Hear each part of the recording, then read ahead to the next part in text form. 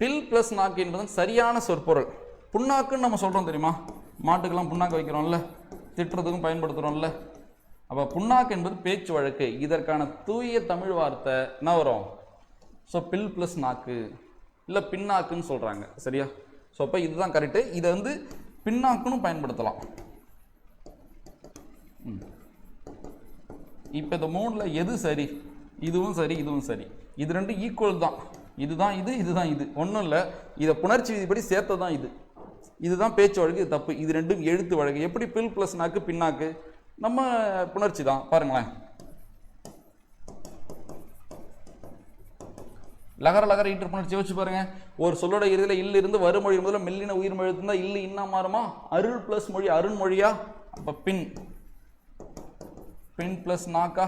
இப்போ என்ன விதி? நலமுன்றனவும் நலமுன்றனவுமா? இப்போ தானே பார்த்தோம். ஒரு சொல்லோட இறுதியில் இன்னு இல்லு இருந்து வருமொழி முதல்ல நா வரிசை இருந்தால் அந்த இந்து எப்படி மாறும்? இன்னா மாறுமா? ஸோ இப்போ அங்கே என்ன இருக்குது? இன்னு இருக்குது, நா வரிசை இருக்குது. அப்போ இந்த இன்னா மாற்றினா இந்த நா இந்து ப்ளஸ் ஆவா? இந்த நா இன்னா மாற்றினா இன்னும் ப்ளஸ் என்ன வரும்? நம்மளுக்கு நான் வருமா? ஆன்சர் என்ன வரும்? பின்னாக்குன்னு வரும். அப்போ புரியுதா? பில்நாக்கு பின்னாக்கு எல்லாம் ஒன்று தான் அர்த்தம். அப்போ இதுக்கு என்ன அர்த்தம்? ஏன் இது இப்படி இந்த பேர் வந்துச்சுன்னா ஒன்றும் இல்லை, பில்நாக்கு என்பது சரியான சொற்பொருள். சரியா? பிளந்த நாக்கு.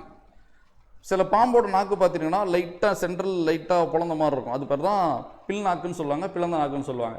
எதுக்கு அந்த புண்ணாக்குக்கு அந்த பின்னாக்கு, அந்த பில்நாக்கு பின்னாக்கு புண்ணாக்குன்னு வச்சுன்னு கேட்டிங்கன்னா, நீங்கள் மல்லாட்டெல்லாம் ஆடும்போது பார்த்தீங்கன்னா என்ன ஆடுறாங்கல்ல, ஸோ சக்கையாக அதை எடுத்ததுக்கப்புறம் பார்த்தீங்கன்னா இது இப்படி நாக்கு மாதிரி அடையாக விரிசலோட பிளந்த மாதிரி இருக்கும் அந்த புண்ணாக்கு. நீங்கள் புண்ணாக்கெல்லாம் எடுத்து பாருங்கள், அப்படி தான் இருக்கும். அதனால் அதுக்கு பேர் பில் நாக்கு, பிளந்த நாக்கு போல இருக்குது. அப்போ பின்னாக்கு என்பது என்ன பெயர்னு கேட்டானா காரண பெயர்.